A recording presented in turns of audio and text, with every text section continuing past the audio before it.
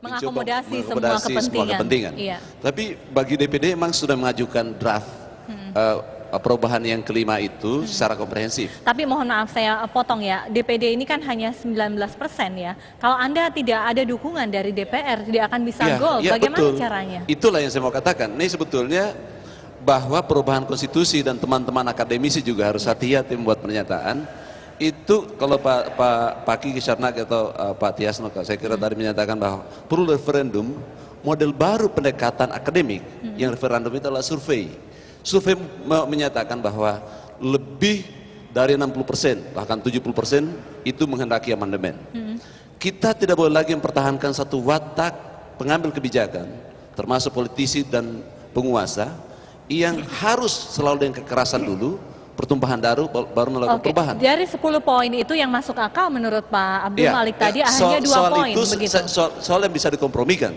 Karena tahun 2007 yang lalu sebetulnya sudah pernah kami usulkan, hanya untuk DPD, tapi dikatakan itu jangan hanya DPD, diperluas. Kami sahuti itu melalui kajian yang komprehensif. 10 poin sebetulnya adalah konsep. Kami sudah bicara dengan Pak Lukman Saifuddin. Itu bahwa sebetulnya perlu dikerucutkan. Mungkin juga perlu memikirkan tentang bagaimana MPR itu bisa memiliki kewenangan yang pasti seperti membuat GBHN. Mengembalikan fungsi MPR sebagai lembaga tertinggi negara. Ini akan dikompromikan kemudian. Meskipun itu tidak masuk dari dalam 10 poin itu yang menurut Anda yang paling penting apa? Pertama tentu saja peran DPD. Kewenangan DPD. Ini hasil survei membuktikan itu. Kemudian yang kedua, itu sistem presidensial. Yang ketiga, tentang otonomi daerah. Dan itu saya kira harus ada kepastian. Sistem koordinasi Indonesia, pemerintah nasional, pemerintah daerah, pemerintah daerah di bawah koordinasi provinsi itu harus lebih pasti gitu. Tapi ini semua masih ada yang lain-lain lagi seperti Pak Yusril tadi katakan, itu yang paling berbahaya menurut saya ketika terjadi kekosongan. Apa yang dijelaskan Pak Yusril. Seperti yang tadi katakan Pak Yusril. Baiklah. Bahwa tapi apakah ada ruang untuk kemudian utusan golongan atau fraksi TNI Polri untuk kembali dalam amandemen atau rencana amandemen? Saya mau katakan kita tidak perlu setback. Demokrasi sudah maju. Yang perlu dikatakan, yang perlu saya mau katakan adalah bahwa satu, perubahan konstitusi itu niscaya apabila diperlukan. Sejarah negara-negara besar seperti sekarang ini terjadi, Brazil misalnya, 70 kali melakukan perubahan. Ketika ada gejolak, ada tuntutan, ada kritik dari masyarakat, dilakukan perbaikan dan itu konstitusi. Saya sudah tangkap, Pak. Katakan yang kedua, bahwa jangan dianggap bahwa teman-teman misalnya senior-senior perwira TNI ini menganggap bahwa itu lepas dari Pancasila. Di dalam Undang-Undang Dasar pembukaannya sendiri itu terkandung Pancasila, sehingga kita sebetulnya dalam diskusi seperti ini mungkin juga kita perlu diskusi lebih serius lagi dengan Pak Kiki Sarnak dan Pak Tiasno. Baiklah, kita berikan aplaus. Kita akan kembali di segmen terakhir dengan kesimpulan dari Ketua MK Pak Mahfud MD. Ya, pemirsa, diskusi sudah sangat hangat sekali, tapi belum sampai ke kesimpulan. Saya harapkan Pak Mahfud MD yang saat ini berada di Makassar untuk bisa memberikan kesimpulannya. Pak Mahfud, silakan. Ya, terima kasih Vesi. Saya mengucapkan terima kasih kepada para tamu di Mahkamah Konstitusi. Maaf, saya sekarang ada di Makassar, tidak bisa menemui sendiri langsung.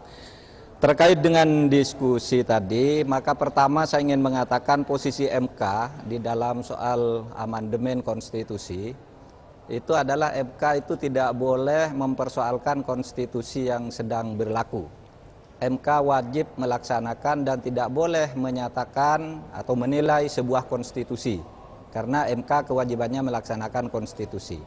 Nah, meskipun begitu dari sudut akademis, diskusi terhadap konstitusi itu boleh saja dan itu penting, apakah mau diubah atau tidak.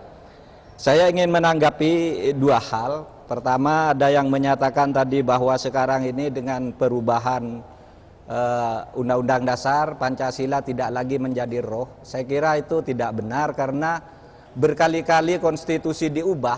Ada konstitusi res, ada UUD 50. Justru Bung Karno sendiri mengatakan Pancasila masih cocok untuk berbagai konstitusi yang berbeda itu. Jadi jangan dikatakan kalau yang sekarang Pancasilanya sudah tidak berlaku karena konstitusinya beda. Konstitusi yang sudah jelas-jelas beda sistem pemerintahnya pun dinyatakan oleh Bung Karno masih cocok dengan Pancasila. Nah, oleh sebab itu saya kira ini lalu terkait dengan soal debat soal Grundnorm antara Pak Lukman dan Pak Kiki tadi. Pak Lukman mengatakan UUD 45 itu Grundnorm, Pak Kiki Sahnakri bukan. Itu sebenarnya teorinya kan gampang. Grundnorm itu adalah hukum dasar yang menurut teorinya Hans Kelsen, Grundnorm itu mencakup Pancasila. Tapi ada teori lain yang dianut di Indonesia, yaitu teorinya Nawiaski. Nawiaski itu menyatakan istilah Staats Fundamental Norm. Nah, Pancasila itu adalah Staats Fundamental Norm, sedangkan Undang-Undang Dasar 45 dan seterusnya yang di bawah Pancasila itulah yang kemudian menjadi peraturan perundang-undangan. Jadi tidak ada masalah sebenarnya soal itu. Yang kedua, saya kira tidak ada konspirasi sama sekali di dalam perubahan Undang-Undang Dasar itu. Hanya karena misalnya ada orang asing membiayai untuk diskusi-diskusi di Indonesia.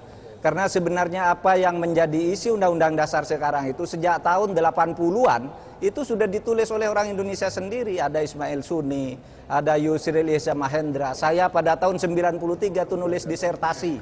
Itu memang isinya perubahan Undang-Undang Dasar yang sekarang sebagian besar menjadi isinya itu.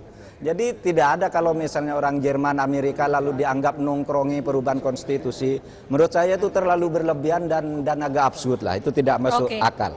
Yang terakhir versi, yang terakhir UUD 45 itu konstitusi itu meskipun nanti sesudah didiskusikan memang harus diubah kesimpulannya, ya sesudah diubah pun pasti ada lagi yang tidak setuju. Itu tidak ada konstitusi di berbagai dunia itu yang disetujui oleh 100% warganya. UUD 45 sendiri ketika disahkan oleh Bung Karno hari itu juga sudah tidak disetujui orang. Sehingga Bung Karno mengalah, ya sudahlah pokoknya sahkan dulu nanti diubah lagi. Jadi yang penting prosedur perubahannya itu tepat. Tidak melanggar hak-hak rakyat. Ya, yang begitu aja yang penting. Terima kasih kepada para tamu semuanya, saya minta maaf. Iya, baiklah Profesor Mahfud MD, terima kasih sudah memberikan kesimpulannya. Terima kasih semuanya sudah hadir dalam suara Anda, Suara Konstitusi. Tadi terima kasih Prof. Mahfud langsung dari Hotel Sahid Makassar. Dan tuntas sudah jumpa kita dalam Suara Anda, Suara Konstitusi. Bulan depan kami akan kembali dengan topik hukum tata negara yang berbeda. Mewakili kerabat kerja yang bertugas, saya Fesi Alwi pamit. Selamat malam, sampai jumpa.